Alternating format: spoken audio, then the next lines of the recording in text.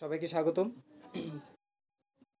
আমরা আহ, গত আগের ভিডিওতে দেখেছি যে কিভাবে বডি গিটারের পার্টসগুলোর নাম শিখেছি।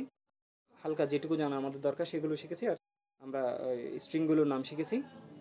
স্ট্রিংগুলোকে কোনটা কি তার বলা হয় সেটা শিখলাম। তারপর পিকটা সম্বন্ধে শিখলাম, পিকটা কি। এবার এবার আজকে দেখবো আমরা যে পিক কিভাবে ধরবেন এবং সেই পিকে স্ট্রিংগুলো কিভাবে পিকিং, যে পিকিং পিক করার যে টেকনিকটা সেটা শেখাবো। Peking technique. পিককে ধরার সময় আপনি খেয়াল করবেন এই তর্জনীর মধ্যে এই অংশটাতে এটা তো এভাবে রাখবেন এবং যেন একটু জায়গা থাকে, খেয়াল করবেন এই মাথায় যেন একটু জায়গা, বেশি না, একদম খুব বেশি না, অল্প,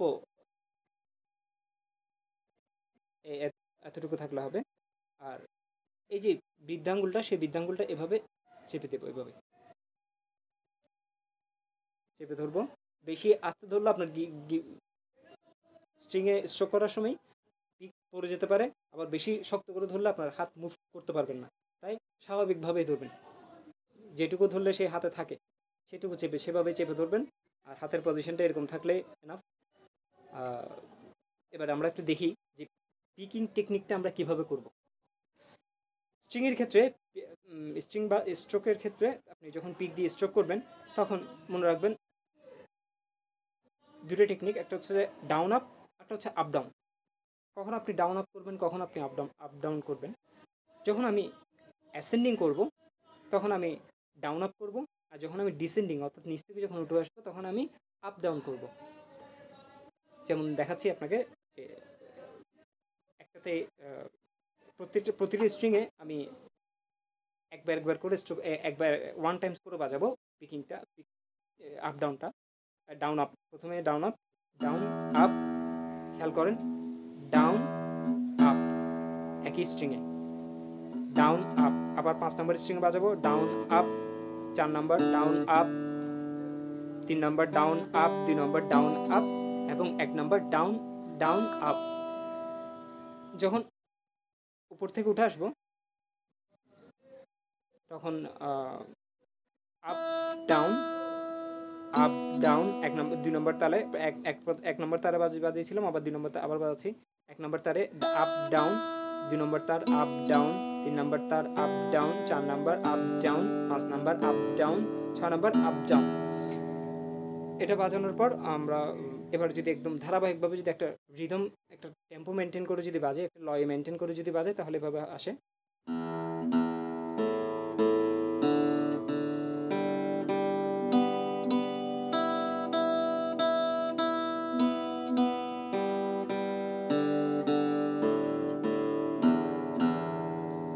এটা হচ্ছে যে পিকিং ওয়ান টাইম করে বাজালাম। এরপর আপনি 2 টাইমস বাজাবেন। 2 টাইমসটা কেমন? ডাউন আপ, ডাউন আপ, অর্থাৎ 2 বার ডাউন আপ করব। প্রতিটা স্ট্রিংয়ে 2 বার করে ডাউন আপ করব। Down up, down up. আবার 5 নম্বর string down up, down up. 4 নম্বর string down up, down up.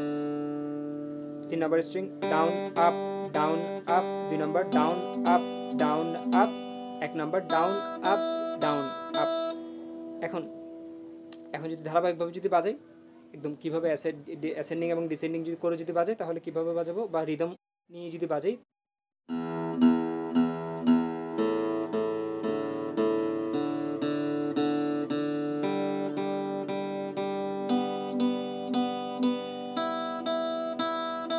Up down, up down, up down, up down, up down, up down, up down, up down, up down, up down, up down, up down.